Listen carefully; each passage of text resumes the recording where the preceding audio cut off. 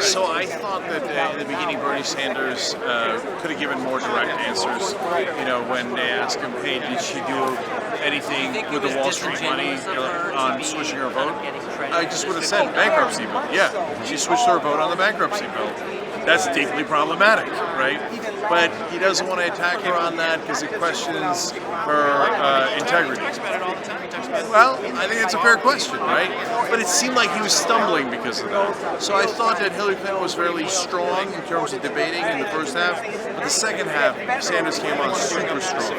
And he said, look, I was for $15, you were for $12 minimum wage. Don't pretend you were for $15 because you weren't. You know, you said it in 8 different debates, you were for $12. 15 is higher than 12, right?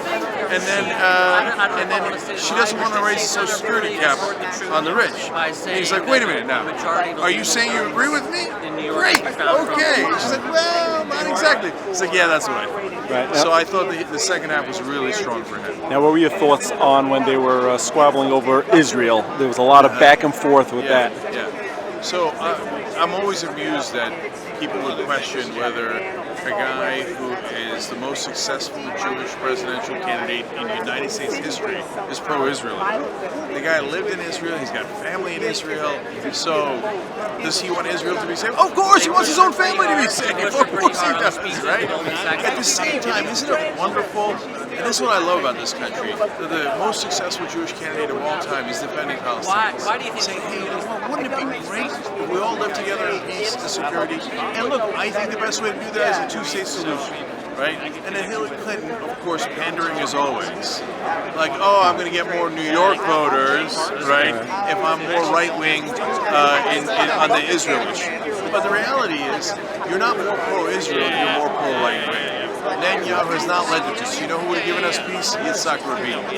Okay, that's who would have given us peace. And he took a price, unfortunately, for it. Yes, It's obvious. He very much did pay a price for that, and he's a true hero. And so, if you care about heroes like that who actually want peace, there's a clear candidate for that, and that's Bernie Sanders. Right. Now, who do you think will win the primary next week? Well, that's a good question, and it's a close primary where Hillary Clinton has a bigger advantage. Bernie Sanders does great with independents. That's why he beats all the Republicans with a much bigger lead when they do polling one-on-one in the general election races. But in a close primary, she's got the advantage. The polling indicates she has an advantage now. I'll tell you this, if Bernie Sanders wins in New York, wow. Okay, that means he's pretty likely, if not very likely, to win the whole election. So, you know the old saying, if you can make it in New York, you can make it anywhere. Right. Right? Now, That's certainly true. Did you ever think New York, looking back, like a year ago, if somebody would have told you, oh, New York is going to come down to New York, what would you have said? I would say, no. That's way too late in the primary season to be decisive. Probably somebody will win way before that, right? And so for New York, which she represented as a senator, and he was born in and raised in, to maybe decide this election, and it really might.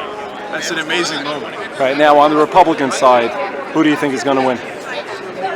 Well, Trump has such a big lead in New York that again it could be decisive on the Republican side because he has all these different problems. But if New York delivers all those delegates for Donald Trump, well, it gives him a huge lead, and they might not be able to take that away from him. Now, last question: who do you like to see in the matchup after all said and done? Would you like to see a Trump versus Hillary, or Bernie versus Trump? Like, what would you like to see? Well, look. For the Democrats, it's clear, I think Bernie's more progressive. And for the Republicans, I just want the most sane person.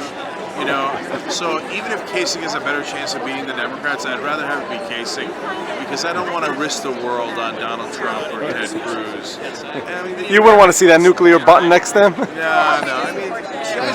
Trump's got fascist tendencies. He just does. I mean, all the talk of I'm going to go against the minorities, and I've heard that before, right? That movie doesn't end well. So I don't want to take that risk with that country. I don't want to roll dice with the country. So Sanders versus Kasich would be the most sane matchup. Now, who do you think Saturday Night Live is wishing? Oh, I'll tell you. Larry David's like, please give me Bernie Sanders. If it was Bernie Sanders, it would be huge. Well, the 33% and the 99% and the 1% of the 10%.